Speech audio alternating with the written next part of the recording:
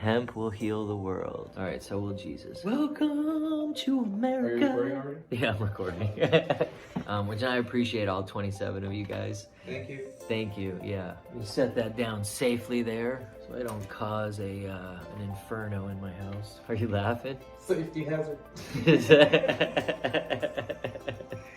The message we want to give is one of hope. Be prepared spiritually.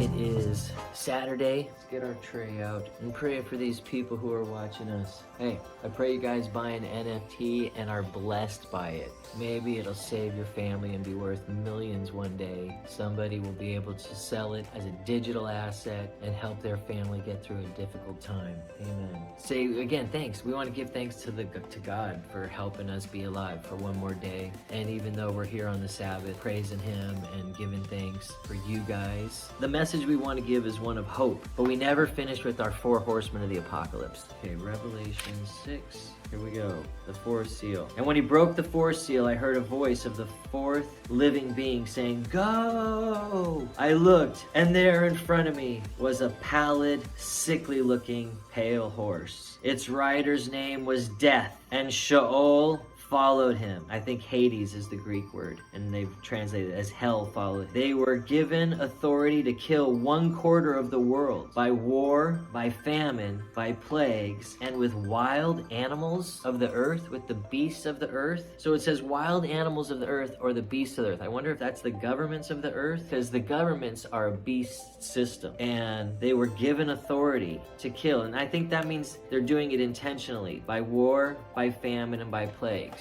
And I think we have 8 billion people on the earth, and that would be 2 billion people dying. Thank God this horse has not been released. The pale rider has not been released. And I'm not saying, oh, run and hey, be afraid. I'm saying, be aware. Jesus told us in Matthew 24 that he was going to tell us what's coming and that we should be aware of it. I just opened Matthew. And not to be afraid, be prepared spiritually, but I think that also means being prepared physically, knowing what's going to happen. So we're not here to scare people, and I don't think this seal has been opened yet, so hopefully we can turn things around. When will these things happen, and what will be the sign that you are coming and that the Olam Hazeh is ending? I think that's the universe or the world, and that's the whole point of our ministry. We're not coming in the name of God. We're not saying, oh, God told us to do or say this. We're just coming in like me and Mario in our own name. Craig X here, saying this is the word. It's true. It was a warning to us from a long time ago. Somebody knew outside of time and space what was going to happen, and they said, get your shit together so you do not end up being one of the dummies who doesn't have food,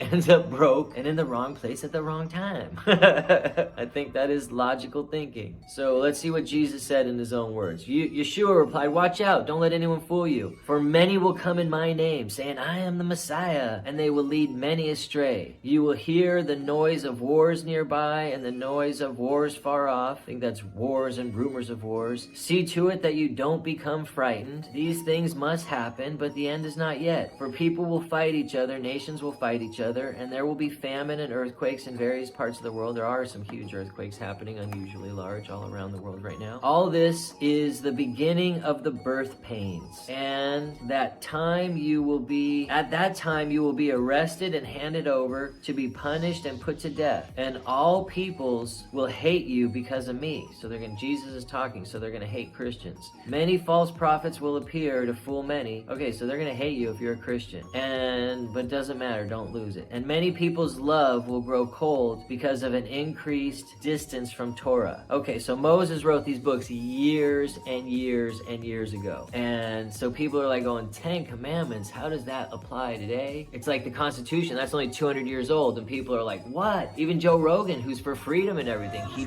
one time had a joke. He's like, if you could go back in time and grab Thomas Jefferson and bring him to 2018, his first question would be, You guys didn't write any new shit. Dude, I wrote that with a feather. I did it by fire. That's the only way I can see what I was writing. You guys have phones in your pockets, spaceships.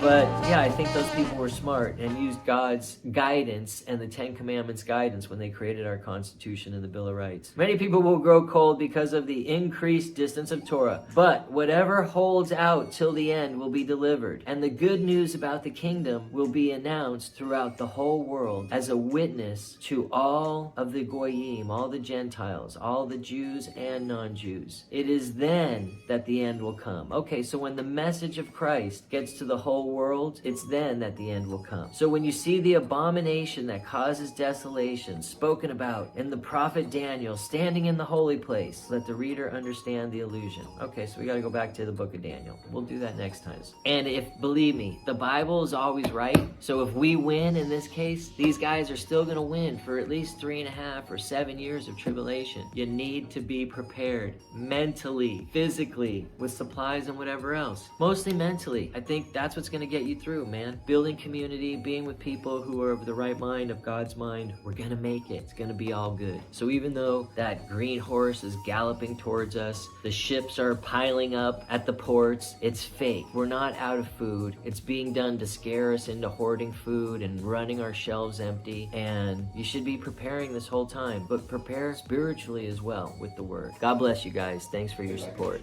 What was that? Oh yeah, we have to be regular YouTubers. Hit like and subscribe. Whether you're on Rumble or YouTube, hit like and subscribe. It helps the algorithm.